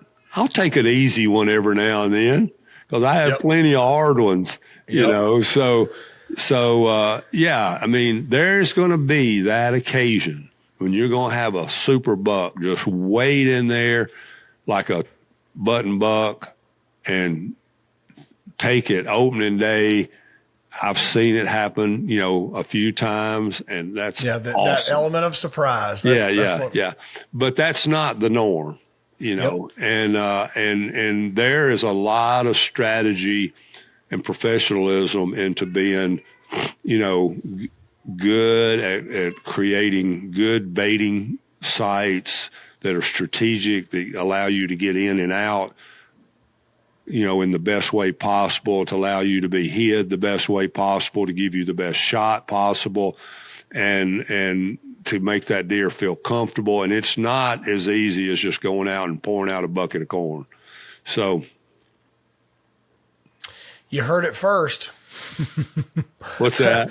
I said, you heard it first. Spook is the guy you heard it from, everybody. It's not as easy as just pouring the corn out. Every year I hunt states where you can and states where you can't, and we just adjust accordingly and deal with it. And I've had tremendous success in Illinois, and you can't do anything there. But I was in a position. I got stuff going on there. That's my contrasting state. Yeah. And so you're talking about a completely opposite end of the spectrum. Polar opposite. And so with that being said, but that's, I go all out on planting, having good food, food plots and standing corn and beans and brassicas and clover and alfalfa, and just try to create as much diversity and habitat and food sources. And it's actually when you can do that, it's a more natural. It's just like we talked about bush hogging corn. It's more natural than pouring out corn, and it actually makes it easier. It really. I was going to say, Spook, I had a couple leases in Illinois that we did what we could, but I'm kind of obviously a little more reserved on a lease. I'm not going to go plant switchgrass on a lease. Exactly. But I bought as much corn back from both the farmers that I leased from that I could. And I drove my Kubota tractor with the brush hog on it across from Ohio to Illinois 4 times last year, just to make sure we could get things done. And I mowed the corn, put the forks under the blind, moved the blind out. Never even set foot on the ground. Never even just in, out, move, and I mean, even that night they're there. They're right there. And so I think. That's been my contrasting argument for Ohio is like, all right, what if we went to that? I think there still could be the quality of hunts, but I don't think there is not a perfect scenario on either side. I got kind of two things I want to talk with you about, and I'll let you go for the day. This has been super, super rewarding, and I appreciate you being on here. No worries. In your career, what mistakes did you make with land that you might warn people about today? What comes to mind? With land itself, I mean... Yeah, I mean, and anything that kind of comes to mind. Obviously, we've talked about, and it's no secret, You've been able to buy and sell a lot of land. You've been able to do strategic deals. You've been able to nurture relationships, all the things that I'm preaching to anyone who will listen to this podcast. If they're going to get into the land game, here's how to do it. Maybe do things come to mind of, I wish I'd have done things differently. You know, I feel like I'm so fortunate that growing up with a dad who I learned a lot about how to do stuff as a kid. Having Grant Woods as a buddy from, early on in life has been very helpful. We just hit it off very first time and became friends. And he and I have had so many conversations. I feel like that he's helped me. I know he's helped me from a standpoint of just knowing, what to plan, things that deer really like, and times of the year and things like, I see that. And, so I think those things are things that have really kept me from making many mistakes. I just feel like, my biggest mistakes basically come from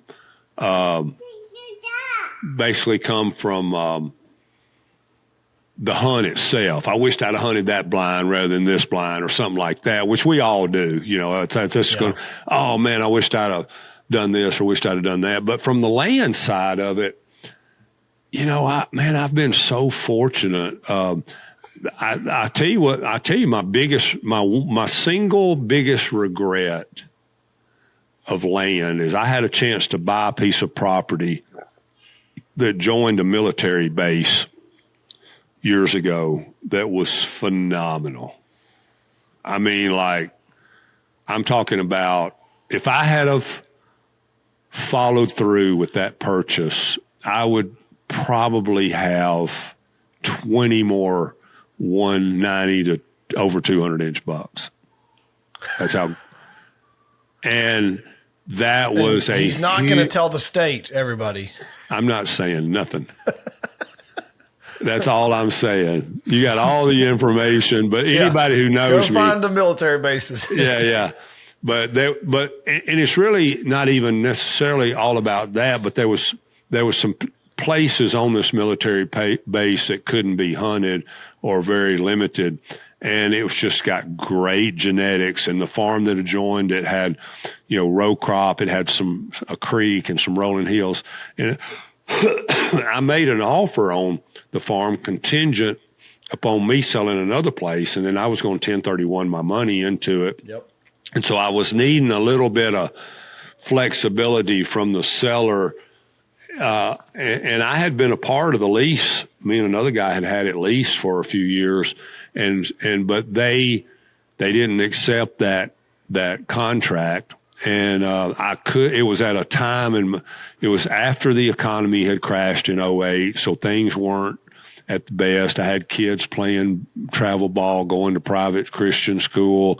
There's a lot going on during that time, so the timing was bad from a standpoint of just buying it outright. Normally before that time, I'd have just bought it and just went with it, went for it, because it was, and it's still to this day is a phenomenal piece. And if I can someday, I want to go back and try to buy it again. The problem is the guy that bought it is a farmer, and he's, does very, very well. He's a big time farmer. So it's not going to be an easy place to buy back. Yep. But and he's probably not farming deer, if I have to guess. What's that? He's not farming deer, if I had to guess. No, he's not. But man, you don't have to, because he is. I mean, it is in it's just in the right spot. So yeah, I'm mad at myself for not just going for it, because I could have bought the farm, sold the best part of it back to him, and still kept enough to have a smoking hunting spot, which is what I should have done. And so yeah, my biggest regret of my land life is letting that one get away, because it was one of those spectacular pieces. And it's funny, I ran into a guy here recently, randomly, that asked me if I'd ever hunted this area. And I was like, yeah. And I started telling him about the roads and where this was at and where he's like, oh my gosh, you have been there. I was like, I've been all over it, dude. I said, I know where everything on the military base is at, everything outside of it's at. And I told him about, he's like, oh, I know where that property's at. He's like, it's incredible. I was like, oh, I know it is, but, yeah. It's good to hear that there's some that get away as well. Cause I have that same struggle with, and some of it I'll have with pieces that I wish I could keep. I'm just not at the place I can keep some of the farms that I've sold. And I'll tell buyers that, and I think they think I'm lying. And it's like, I'm 37 years old. I can't keep farms in 8 counties in this state. I wish I could. Yeah. I can't. I can't afford. They don't make enough money farming them to just sit and hold them. If there was apartments on them, it'd be one thing, but it's just land, so it's hard to keep. That's probably been my biggest mistake as a business person is I get so emotionally and personally attached to the farm, because if it's got a big deer on it, I just cannot make myself sell it. And so that's, I've passed up some opportunities to make really good money on a place, but my thought was always, well, I mean, if it's worth that now, if I can sell it for that now, I can sell it for that again in a few years or more. And normally that would be true. What really kind of hurt me in business was that crash in '08, which it hurt a lot of people. I mean, it hurt you're too young probably to remember it. I was in high school. I only remember sort of feeling it through conversation with friends. Yeah. And so it was just a horrific time to be in, especially the land business, especially the recreational land business. And but I was doing so much with subdivisions and hunting properties, and with so much going on, it was just a really hard time. And I had to sell a lot of those strategic properties that I had in different states like Missouri and Iowa and different places. In Kansas, I had to turn around and sell them because, all of a sudden everything was so much different that couldn't afford to hang on to them all anymore. Do you think, from your perspective now, Spook, now being on the other side of that, obviously it sounds like you've really well rebuilt and all these things. You think that kind of thing's ever going to happen in our economy again? Oh, I think anything's possible. I don't think it's going to happen right now. I was nervous it was going to happen here in the past, but we, somehow avoided it. But I don't see it happening any time in the near future, especially in the next 3 or 4 years. Of course, I didn't think at the time, I thought that there was so many people that had money and that things were so good. I just didn't see how anybody could screw it up.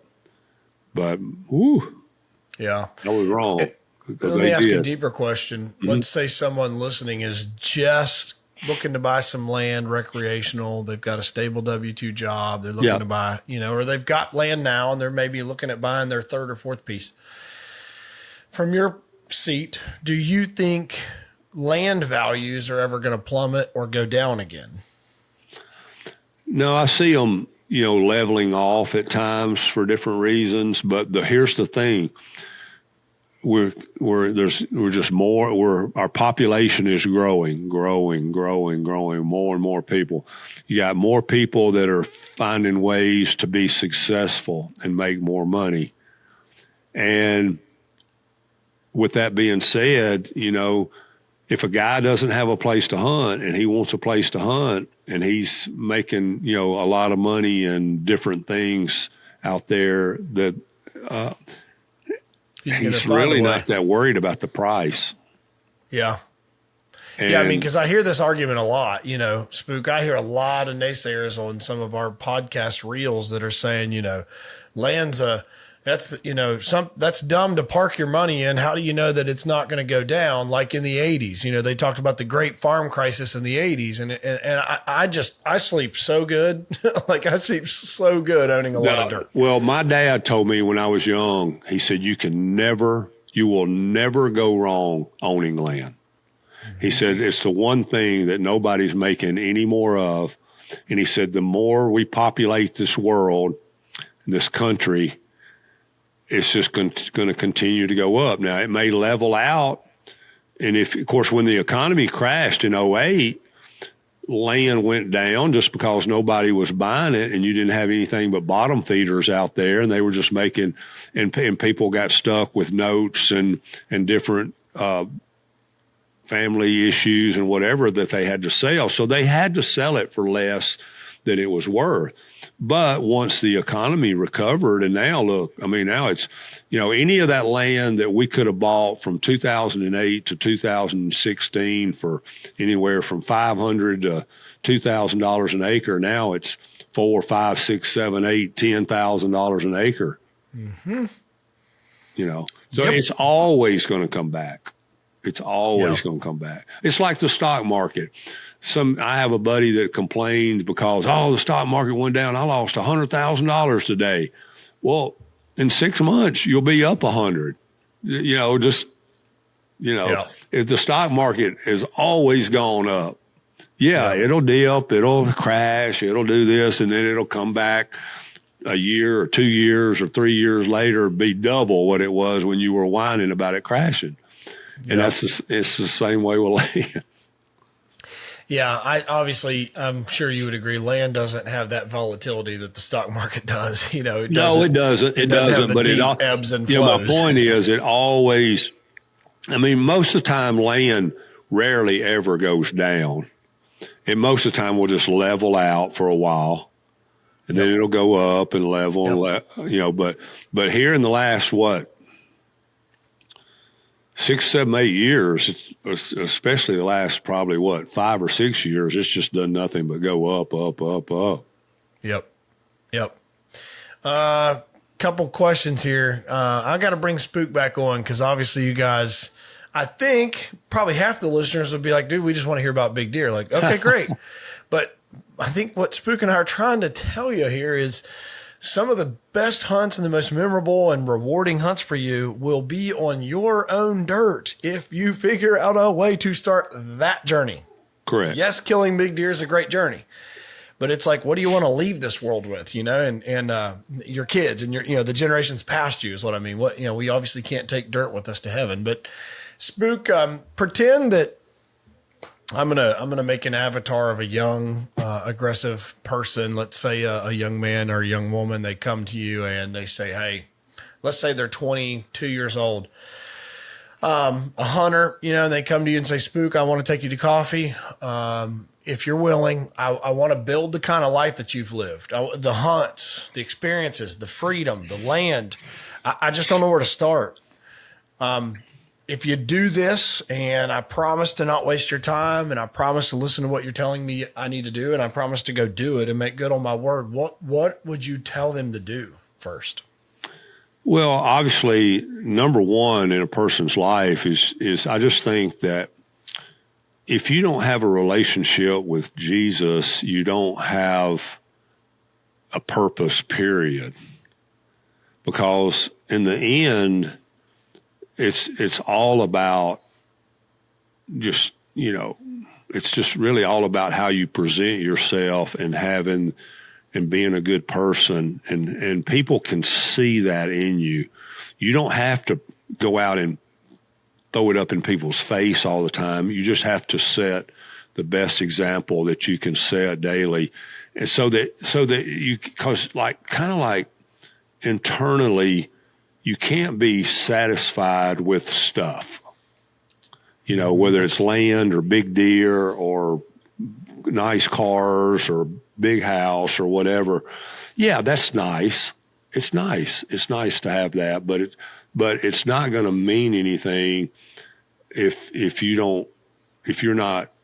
It's not going to have. How many times have you heard professional athletes and different people say, I did all this. I partied. I had Rolls Royces and diamonds and all this, but I was lost. And then when they figured out, somebody taught them about, what it meant to have Jesus in their life, then they they said, man, they couldn't believe how refreshing. I'm fortunate enough. I grew up in the church. My mom was just very, very strong Christian. So I've been blessed to have it in all my life. So I've never known a life without it. And so I think it's a little bit different for me just because I've been fortunate in that I had great parents. And like I said, I grew up with a group of buddies that we all went to church together. We all hunted together. We fished and played ball together and did all this stuff. So I was very fortunate to grow up in a great atmosphere. And then I think you go into, my son asked me one time, he's like, Dad, why do so many people seem so unhappy? And he was like 20 when he asked me that. And I was like, ooh, that's pretty. He's gotten a taste of the world. Yeah. And I said, well, just a lot of it is, I said, one, they don't realize it, but they're not like putting faith in God and they don't have a belief or they don't understand what we're actually here for. I said, and number two, the spouse that you pick will make an enormous impact on your life. I've had so many friends that their life has been so much different because they didn't, male or female, they just, it just didn't yoke work with the right person. Yeah. It's so critical. And it's hard when you're young. When you're young, it's very, very difficult because especially us guys, we see a pretty girl, we pretty much just lose our minds. It's kind of like with a big deer. It's just so much. And that's kind of goes back to having a relationship with God, and trying to find somebody who has a similar mindset as you do in belief and values. And then you have to have a strong work ethic. You got to be able to work. Nothing's going to come for free. You got to be able to be on the phone at 10 o'clock at night or be out on the dozer or the tractor in the dark and working on Saturdays and late in the evenings and different things like that. If you want to, if that's not what you're willing to do and you're okay with, working for somebody else and not, taking risk and borrowing money and those kind of things, then that's fine. That's fine. But you're limiting yourself to, a certain way of life. And if that's what I know people that are perfectly happy with that, and that's awesome. And I'm happy. If they're happy, I'm happy for them. But, I just not my personality. And so I think, I just have been a go for it kind of person. And I think it's like you said, if I do, a small percentage of analyzing the situation and the opportunity, and a lot of it's just like, if I can make it work, I'm going to make it work. And I may not know exactly what I'm doing when I go into it, but I'll figure it out and on the way, because I'm going to work hard at it. I'm going to be diligent about it. And so that's the way it comes to owning land. If you want to be a landowner and you want to know what it feels like to take your, family out on the property and hunt and fish and camp or hike or whatever it is you like to do, then you can make it happen. You just got to get it in your mind. And it's like being I hear athletes all the time, and I was this way when I played, they said, what do you attest your success? It's like, I just lived and breathed it, and I worked hard, and I worked and worked and worked. And the guys that work the hardest are usually the best players. It just is what it is. Yeah, you can have a certain amount of athletic ability that helps along the way. But I've seen guys that couldn't walk down the hallway, in middle school. And by the time they got in high school, they had worked their butts off. They got a scholarship, and that's because they worked hard. And I was kind of that way. I was blessed to have, some physical attributes that, I was fast and quick and stuff, but I also just, nobody was going to outwork me. I was the last person out of the gym, the last person off the field. And so because, I just wanted to be, when the time come, I wanted to be the best I could be. And that's the way I am with deer hunting. That's the way I am about my family. And that's, I probably, I try to strive to be the best I can be in life and be the best Christian I can be. I mean, we all fall short of being what we should be, but we can at least work at it every day to be the best we can be. Amen.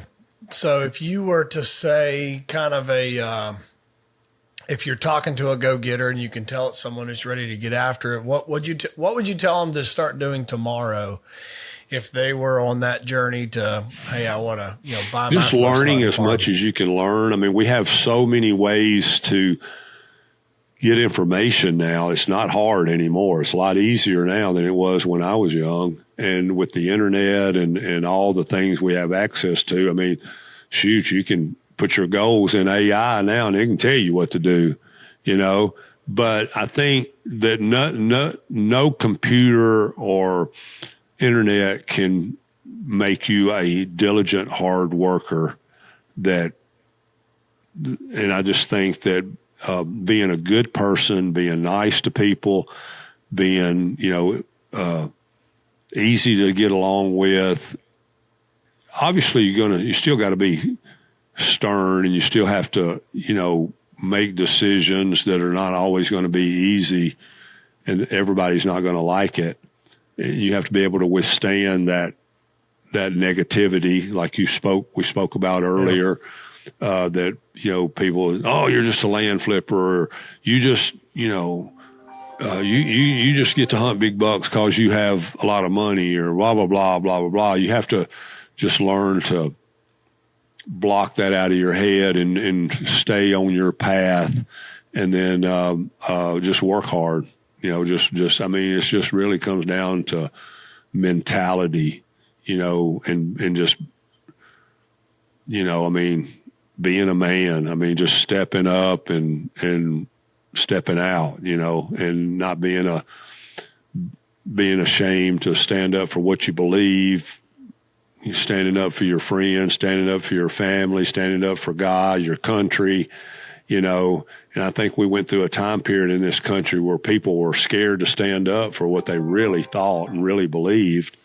And now I feel like we've actually come full circle. And now I feel like we're like, I think that we got weakened so much as a society and a country, and we saw how sorry it looked and we got away from believing in God, and we got distracted with a lot of craziness.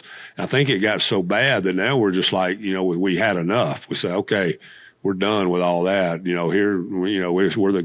We're back to being the good old USA, not taking any crap, and, believing in God and saying what we believe and standing up for who and what we believe in.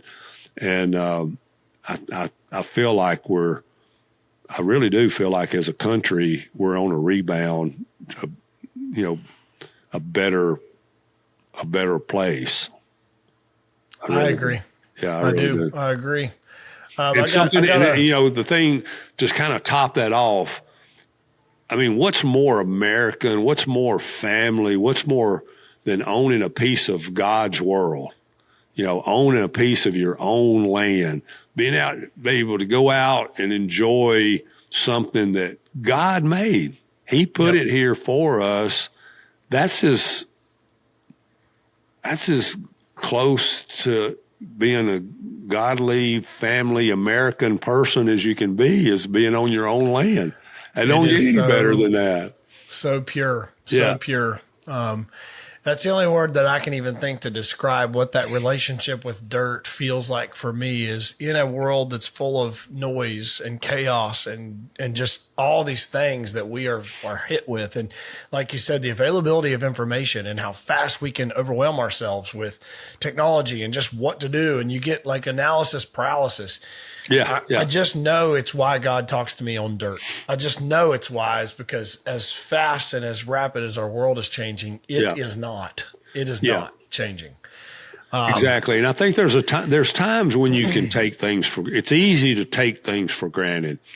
Being on your own land, you sometimes are so engulfed. Oh, I got to get this food plot out. I got to get this tree stand up. I got to do this, that you don't. Sometimes I think we miss, you just stop it. And I just think there's time. Some of the best moments for me is when I just climbed up in a stand or in a tree or in a ground blind, and I just look around. I was like, man, this place is awesome. Yep. And I've sat there and I've had 20 deer out in the field, 4 or 5 nice bucks and ducks landing in the duck hole. And I'm just sitting there going, and the sun's setting, and it's just like, wow. You hear a flock of geese coming, and they come in and light in front of the blind, and big buck steps out, and you just like, and then then the times when I've had my wife there with me or my son, and I think about big buck he killed in Illinois one morning. It was frosty and everything was just perfect, and we weren't seeing many deer. And I told him, I said, we're going to kill a big buck today. I said, don't get discouraged. We're going, and I mean, it wasn't 15 minutes later, a big 7.5-year-old, 7-inch base, 22-inch wide buck comes out, and I just like, oh, I said, there he is, and I got so excited. I thought I was going to lose my mind. I double clicked the camera, didn't get it on film. And he makes an epic shot, 150 yards with the muzzleloader. Deer's chin hits the ground like just perfect, and it was just, you just look around, and I mean, that's one of the most epic moments of my life, being on my own property, watching my son shoot a giant buck on ground that I had prepared and gotten ready for this moment. And then it all comes together, and just getting to spend that time with him, and same way with the ducks, growing up. It just,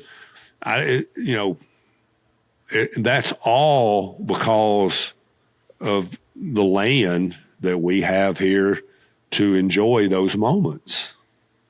You know what blows my mind, thinking through all that, and I'm living through what you've just said, because I can intimately agree with all these things and how just beautiful and pure those moments are. Something that just takes me, I'm taken aback by, I guess, is when people think, and all this just happened out of happenstance. All this was created, just a boom, just a big boom, and all this just somehow evolved over time, and that somehow none of this points to a divine creator. Somehow, it just, and well, I'm like, how did you experience that? I get tickled at Steve Harvey talking about it, and he said, to think that all this could come from just some big boom or explosion or an atom or a molecule or whatever it is they say. I don't even pay any attention to it. It's all so dumb. He said, if we came from monkeys, it's like, why do we still have monkeys? And it's like, of course, Steve Harvey, he's got to make everything funny, you know. And he's really funny. But it's like, and it's all so dumb. And I mean, the Bible is every account that we can reference an historical time or event or place or whatever is all there's never been anything that anybody could disprove the Bible in that's happened in our history. I mean, for goodness sakes, we analyze time based on Christ's death. Oh, that's my favorite one. Is like, something what significant happened that we keep time from it, but you don't believe that something so significant happened that we keep time from it. Exactly. I mean, there's not, you can't, where's, and so there was a movie years ago, and I wished I could remember the name of it. You might, but it was about a guy who was an atheist.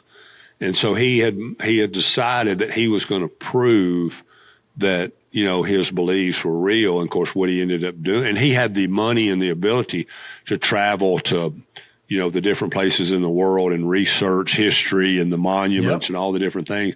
And then ended up saying, well, yeah, I'm wrong. Well, I know there's a book called The Case for Christ, and that's kind of what he did as well. He was going to prove this wrong, and he was a atheist and all these things, and ends up coming to Christ, coming to salvation through this. Yeah. Spook, I've got a 10,000 foot view question, and then it would mean a lot to me if we could jump back on one day and we'll talk for sure. Anytime. A little bit less landish. I have a couple questions that are hunting related. I know you've started to get interested in hunting lately, and starting to get good at it, and you've started to kill your first deer and things like that recently. So I would love to ask you some hunting questions. Yeah. Here's the 10,000 foot view for today. Yeah. With the storied career and all of the things you have and all the accolades and all the blessings in your family and in your life and all of the things that you have to be thankful for that God has given you, when we're all around at your funeral and we're all reminiscing and we're all just talking about Spook, what do you hope are the things that people will say about your life? Really just that I'm a good person, just that, there's a lot of people that might not like me, but it's because they don't know me, and I can come off. I mean, I think that a lot of times confident people come off as arrogant sometimes when it's really not. It's just, it's not that at all. But I mean, really just a good person, a person that tried to help other people, that set a good Christian example for his family and that loved people and people loved him. And he was a good hunter, but he was a good hunter because he was a hard worker and he did it, did it right, and I just think, I think that I don't get a chance, not many, hardly anybody ever ask a question like this, but, I just think that, people can get a bad rap. I just think that being successful or having some success in some different categories in life, sometimes people just tend you live with a target. You live with a target on and you. they just, they want to throw darts at it. But I just, I just, if I die, with my wife and kids and grandkids all love me and I'm good by them, then that's awesome. Yeah. What I want to repeat back to you, and I hope the listeners caught this, is that in the order of what was important to you, deer hunting was last. When it's all said and done, I can't put all this stuff in the casket with me, take it to heaven with me. I hope that what it does is helps give me a platform to help other people and witness other people and to say, and I think that that's the biggest thing is, and it's kind of like when, Willie Robertson's been a friend of mine for a long time and Phil, of course, is just awesome. And the only way Willie was able to get Phil to be on TV and make the appearances and do the things he did is just because he's like, Dad, your platform is so big. Give it to God. You got, you can do more for Jesus through the platform that you have and then just going to the duck blind every day in South Louisiana, and so, and that's the way he was able to get Phil to do it. And I just think that we have to, God's blessed me with this.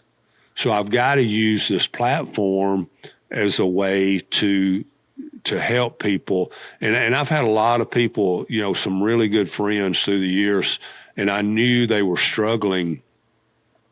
And, a lot of time, most of the time I let them bring it up, and Right. when they want to talk about it, they'll tell you.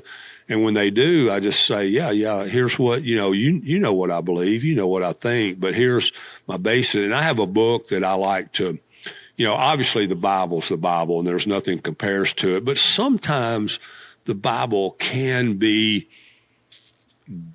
difficult to interpret at times. And there's a particular book that I read years ago. I was stranded in moose camp, fogged in a moose camp, and I read it. And I kind of went public with it on TV when we did the show about me reading the book. And it helped me so much become a better witness for Christ, because I basically kind of use that book somewhat as a crutch now to say, hey, you're a smart person. You read this book, because I'm not the guy who can quote, even though I've heard every Sunday school lesson and every sermon that's you could possibly preach and teach. I've heard them all because I've been going to church since I was a baby. But I can't quote scripture and things. I know what it says, and I know because I've been taught it, but I can't just say, go to this scripture or this and this and this and hit all the spots. But what this book does is it actually does that for you. Okay. It's all big, and it's just based on a modern day story about a guy who was fighting the way he was brought up and different aspects of Christianity. And this book addresses every controversial subject that when it comes to basically denominations and different beliefs. And it gives you the scriptures to go to, and it also gives you the history of different denominations and when they were started, so that you can go to the library and look it up for yourself if you don't believe something that's in there. So it's all biblically and historically supported. And every Do you know what it's called? I'm sorry? What's the book called? It's called Muscle and Shovel. Muscle and Shovel. Yeah. The guy that wrote it is actually from Metropolis, Illinois, which is very funny because our farm was like 10 miles from Metropolis.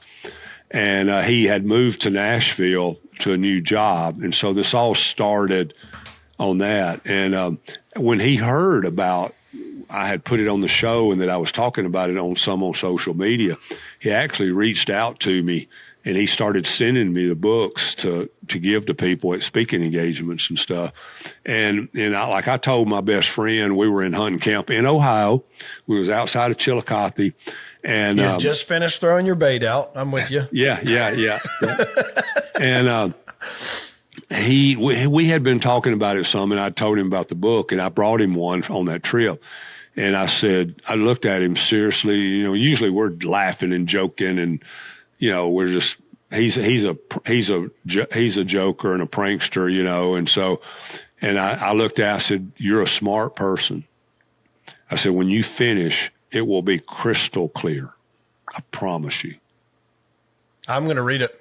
I'm going to read it. Now listen, it'll hurt your feelings. It's not good with that. Make you feel good.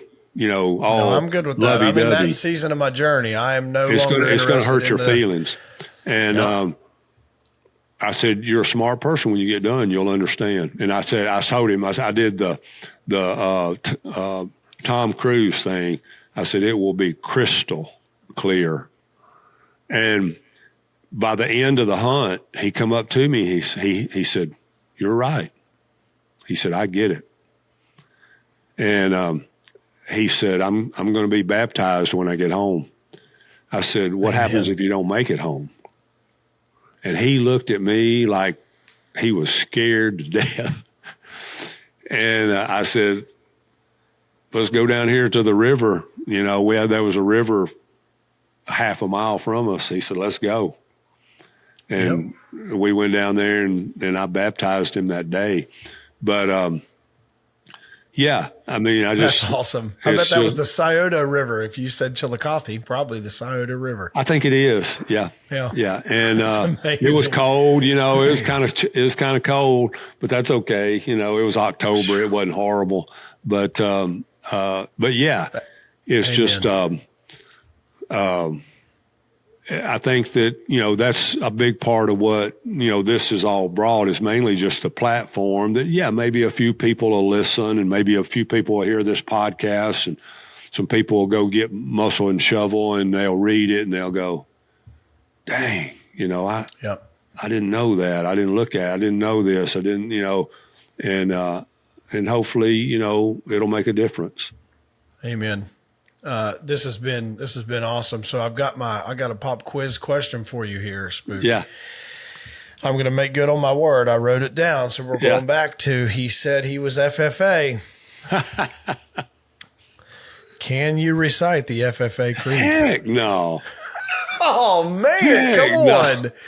If you said it, I would remember it, obviously. But I only know the first portion, and I'm so embarrassed to say this because my ag teacher was by far my favorite teacher in high school. Yeah. Somebody that invested in me when no one else was, and just a fantastic guy. Yeah. And he passed away of cancer like 10 years ago. Oh, wow. And just a fantastic guy. Yeah. I could tell you so many great stories about him. Just a great man of faith. But I'll get you started, see if you can get going here. But I believe in the future of agriculture with a faith born not of words but of deeds. And I don't remember the rest. I can't remember either. Yeah. I was actually an officer and went to the state convention and all that stuff. But, truthfully, and I loved it. I loved FFA. I learned to weld and do surveying and a lot of different things in FFA in class. Of course, I already had cows and I was already doing the hay thing. And so I was Star Chapter farmer while I was in high school and all this guys, stuff. we're not going to ask for his FFA, accolades to be revoked. I should have. If I'd have known this was going to come up, the plaque is on my wall still right over there. I want to see the short jacket with the long sleeves. I want to see your blue jacket. My daughter took my jacket off from me. She thought it was so cool. So I have a picture on my phone of my daughter wearing it to the movies one night, but it's got my name on it. But that's another thing though. You just learn. I learned a lot of stuff in there that, I may have learned later. I don't know. But, when I got out of when I graduated my senior year, my dad put me right out to welding. I was putting together dip tanks and lumber carts and stuff like that. He put me, I welded the whole summer. And so, just things like that was, but you do learn things about planning and seasons and what grows best when the fall sowing season is and when it ends and, how to do a lot of things like that. There was, worked right into what I love to do. So it all kind of went hand in hand. But my teacher was a good guy. He loved to hunt. He used to go hunting with Dad and I, and which was cool. He was a big fella and struggled with his weight, but he still, we go to church, go to the same church and everything. So yeah, just a really awesome. Really good guy. That is awesome. Yep.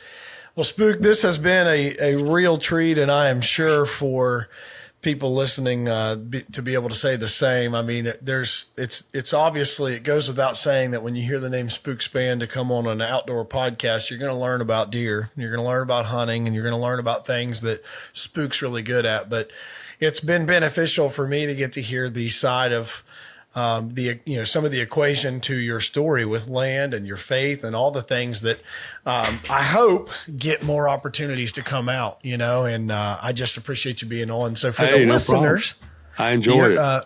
I appreciate that. I want to have you back so we can talk about deerisms, and we'll tell everybody on that podcast. The guy, he knows his land stuff too. So go listen to the previous one. But anytime. For the listeners, thanks for sticking with us this week. And like I said in the intro, this is 1 year for us. I'm excited to say this is the 52nd episode of Legacy Through Land. I appreciate you joining this. If you guys have joined the journey throughout time here, give me some grace. I don't really know where we're going yet, but guys like Spook give me the vision and the drive and the eagerness to just continue to go and let God lead. And that's what we're going to keep doing. So we will see you next week on Legacy Through Land. Peace. And that's going to wrap up this week's episode. If you're finding value in this content, we'd love to hear from you. It'd mean a lot if you could share with us how this podcast is helping you on your journey and let us know of any topics you'd like us to cover in the future. Be sure to connect with us on all social platforms at Legacy Acres Land Co. and subscribe to stay updated on when new episodes drop. We hope you've enjoyed this week's episode of the Legacy Through Land podcast, and we'll see you next week.